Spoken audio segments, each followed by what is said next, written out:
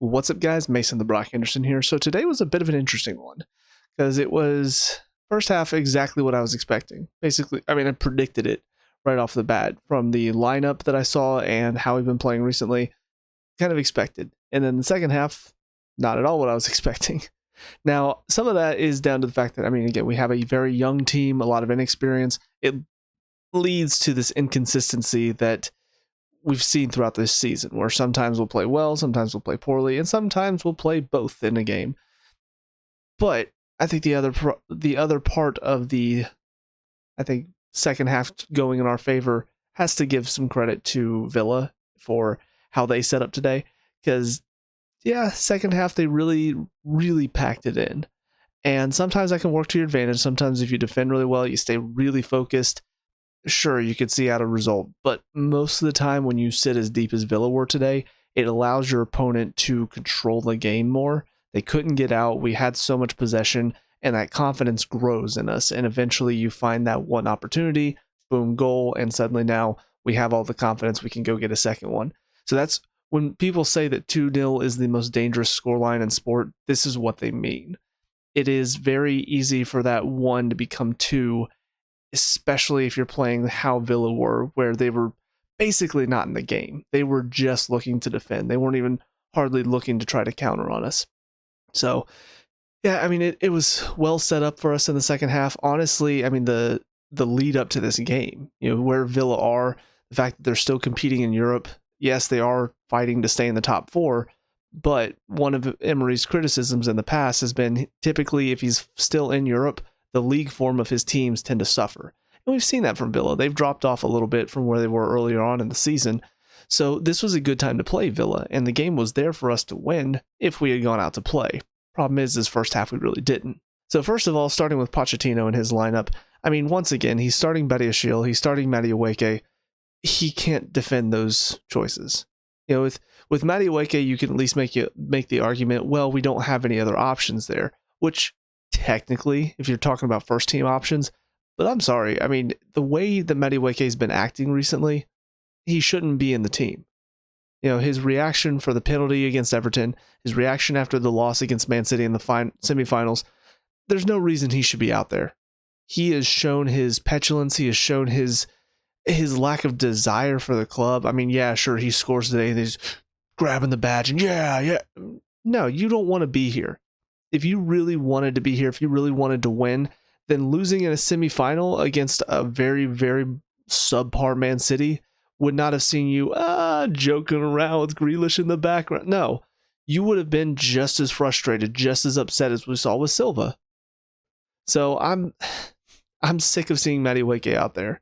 And again, I know he doesn't have any first team options. I don't care. Play some kids at this point. You know, give them a chance. Give some of these kids that love to be here. I mean, just look back to Gilchrist's goal against Everton. That's the type of passion I want to see from these players. That's the type of player that I want to see playing for my club, not, you know, some selfish idiot who's going to constantly try to dribble everybody instead of passing multiple times throughout a game and constantly giving the ball away. And then he'll score a goal and suddenly, oh, he's the best player. No, he's got some talent, but really he belongs at a side like Villa. You know, he can be their Grealish. He can be the Zaha for Palace. You know, he can be that type of player. If he wants to be the man, go to one of those clubs. Don't come to a club where everybody has to pitch in and you have to be a part of a team, because you're not going to cut it. So frustrated with that. And for Badiashile, I mean, there's no explanation for that. I mean, you have options for Badiashile. You could put Disasi in there. Hell, you could slide Chalobah in there. Chalobah doesn't even play right back. He's played there twice this season, and he was awful both games. At least I think it's only twice. He's not played there very often. Disasi and Gilchrist have both played there more than he has. Play them out there and slide Chalobah in central. Do not play Badiashile ever again. But he's going to, because Pochettino's an idiot. He doesn't. I don't know how he doesn't see this. I don't know how he doesn't see the problems with Badiashile. I don't know how he doesn't see. Again, I didn't even watch the Arsenal game, but I knew Badiashile was going to be a problem. I haven't seen the highlights. I haven't seen if he was directly responsible for any of the goals, but I will say his player rating was 2 in that game. And today wasn't responsible for either of the goals. Still was bad throughout the entire game. definitely our worst defender on the pitch. And that's with Chalobah playing out of position. I thought he was pretty bad. Badiashile was still worse. So I do not understand how he can continue to play Badiashile and Madueke. Again, like I said, you can defend Madueke. You can't defend the decision to keep playing Badiashile. You have options, use them. Just going to address the goal and the VAR and all of that. I can't say that I disagree with the VAR decision. I will say it was soft. It's one of those that in real time I did think he's going to call that. And then he didn't. And then we go score. And then they don't call it back. And I'm thinking, okay, maybe. And they show a couple replays and I start to see, I'm like, you know what? That is pretty soft. And then all of a sudden VAR calls him over to the thing. I'm like, okay, no, they are going to give it. It's one of those, from a Chelsea fan, obviously I'm going to say it's soft because it is. You know, he does shove him in the back, but you could see the guy, I don't remember who the player was now, but he's not really looking to challenge for it. He feels the contact and he just sort of steps himself out of the way. And he's just, you could see he's waiting for the referee to call it. So it was soft, but at the same time, I understand why it's considered a foul because you can't just throw your shoulder into somebody's back. That being said, I mean, Pawson today was not great. He's not the worst referee in the league anymore, but before these younger guys came in that are just complete idiots like Jared Gillett or David Coote, Pawson was the worst for a while, and he's still pretty bad overall. Now looking at individuals, first of all, starting with Petrovic, I mean, once again, said it before, we need a world-class keeper because now he's showing the bigger gaps in his game. Before, it was just he was making the saves he needed to make, but then he wasn't making the saves that we needed him to make. You know, the ones that would keep us in games, the ones that are slightly difficult. You could say, well, it's not his fault, but a better keeper would probably get there.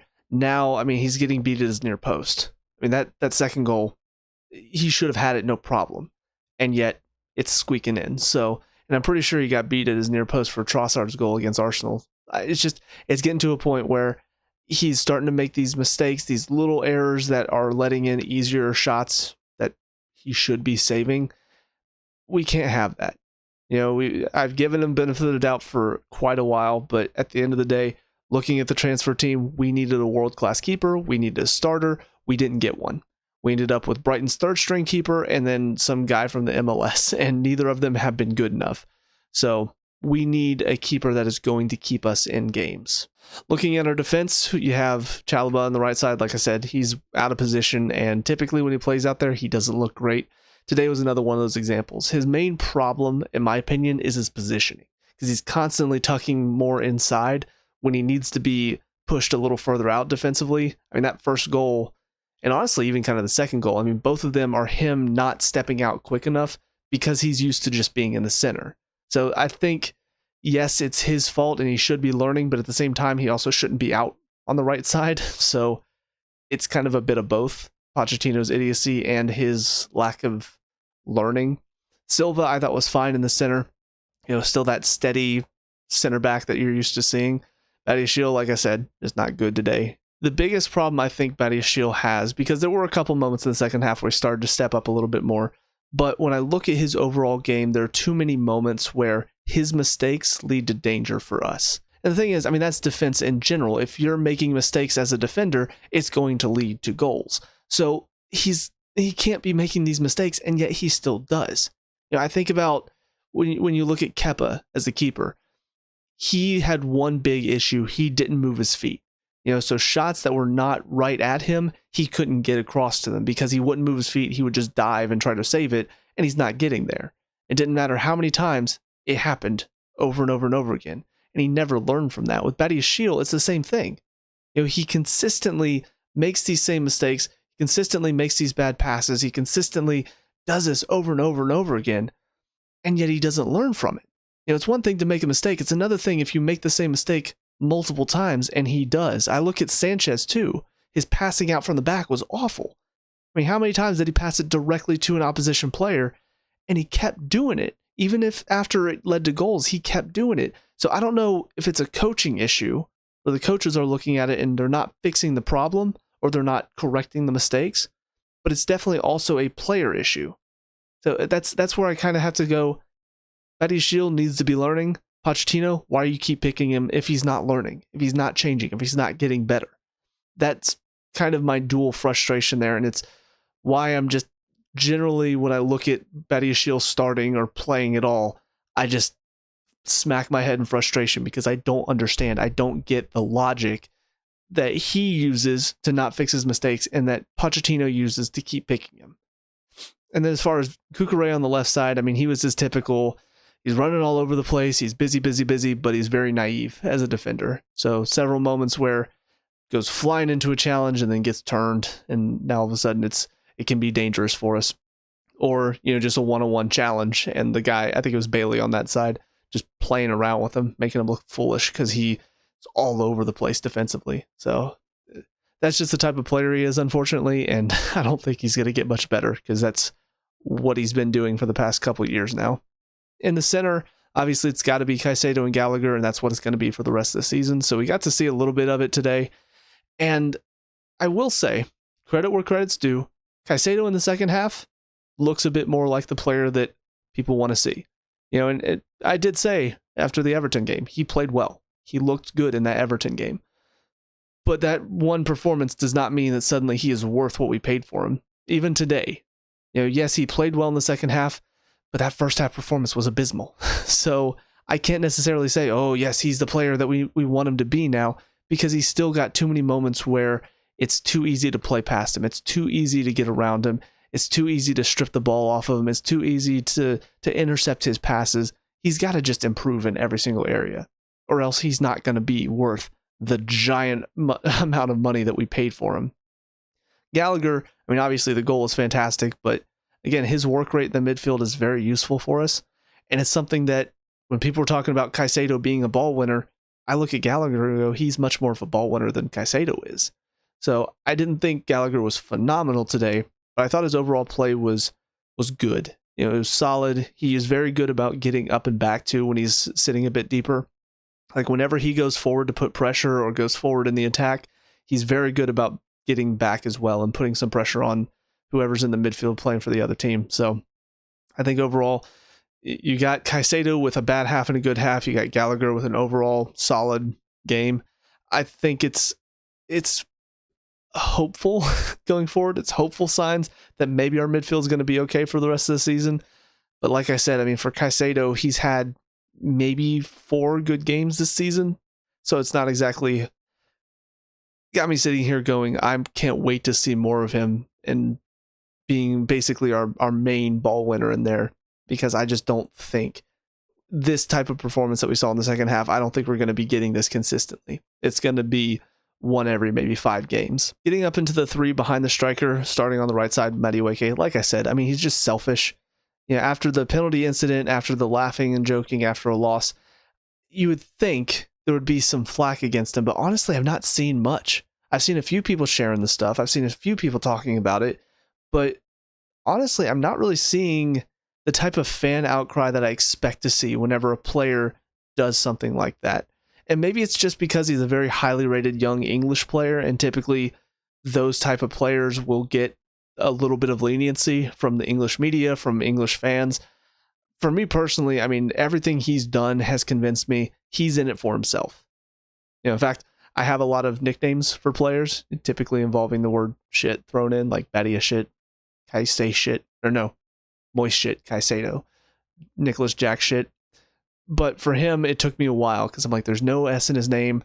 It's not that he's a shit player, it's just he's very selfish, so what should his name be? Finally, it came to me, it's Nani Mimi Diaweki, because it's all about me. So, great at coming up with nicknames that insult players. Anyways, but I mean, that's what his biggest problem is, and today it was very much showcased, because there's so many times whenever the ball goes out to him, and that's basically it. It's either coming back or he's going to give it away because he's trying to do something selfish, even though he's got better passes. But 2 good examples of his selfishness. One would be right before he scored, and one came right after he scored. Before he scored, there's a moment where he gets the ball out wide.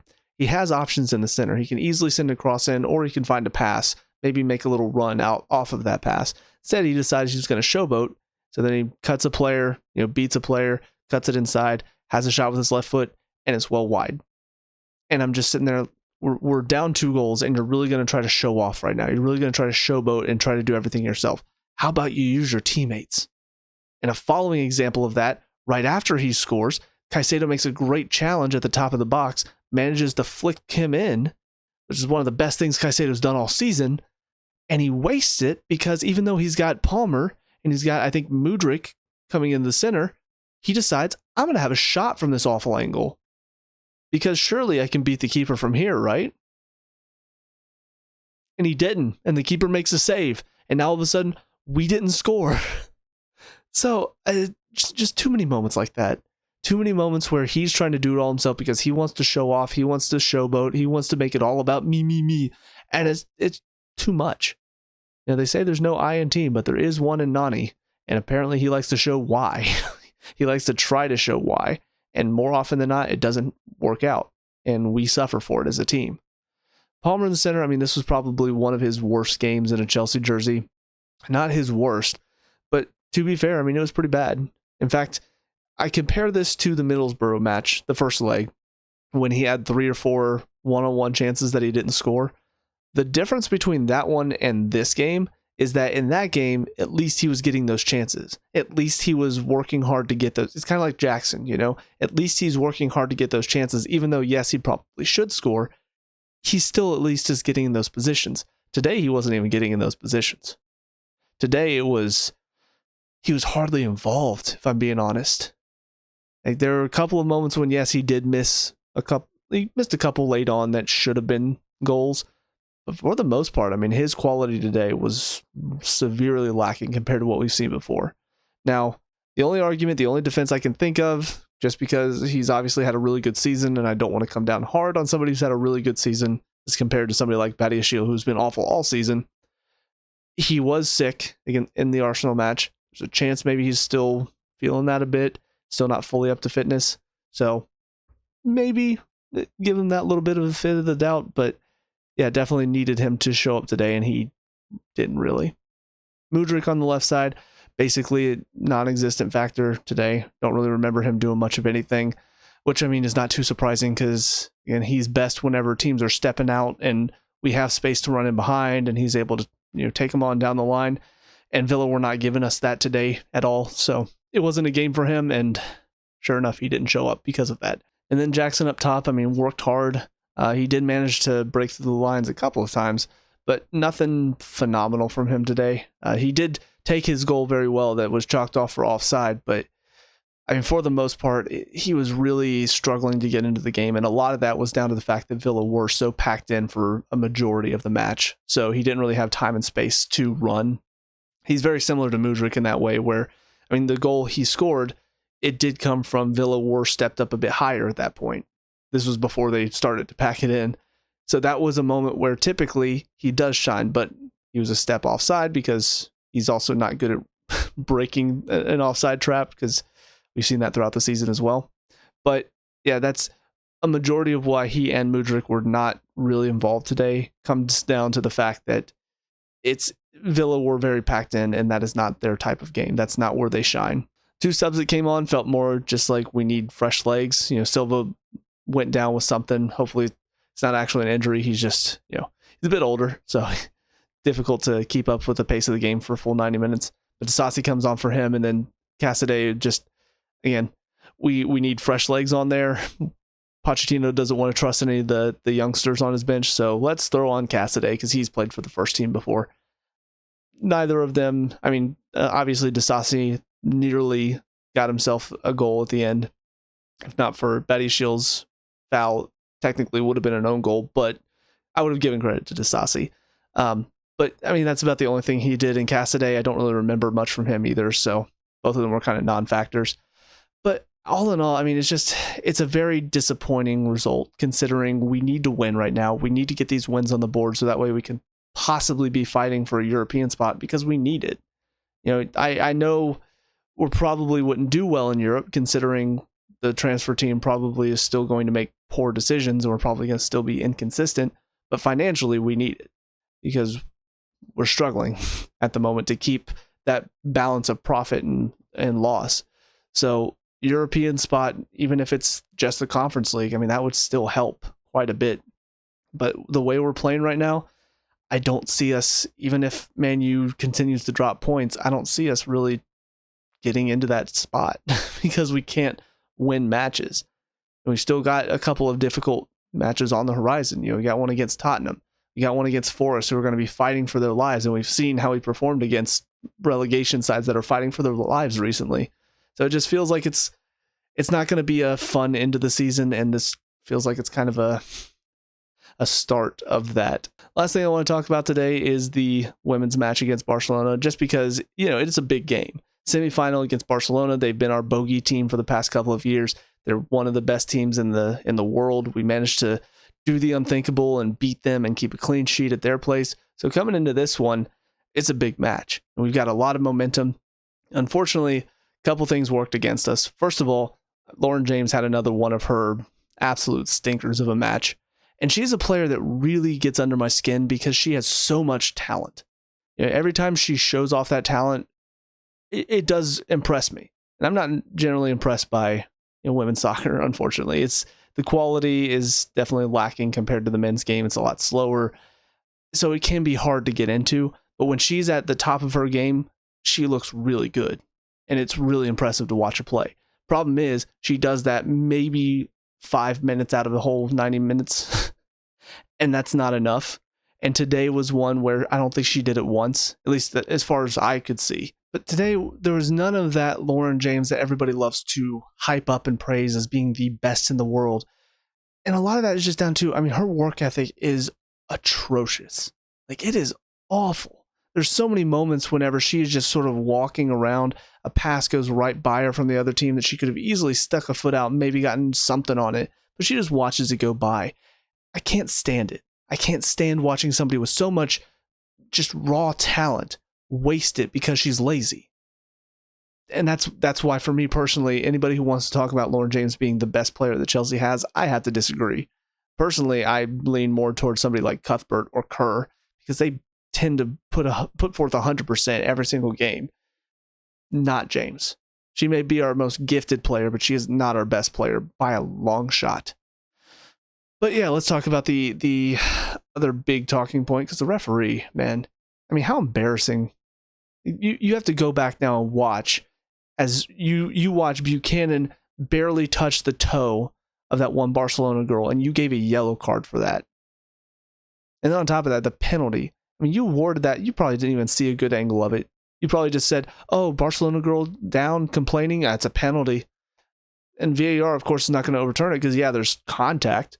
Not much, but there's contact. But that's let VAR look at it.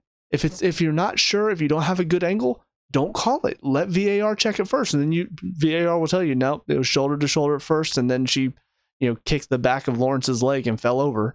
It's BS is what it is, because the referee decided the game. It was kind of leaning in Barcelona's favor at that point. So I'm not saying they wouldn't have gone on to win it. But the referee basically handed them the victory. And that's embarrassing.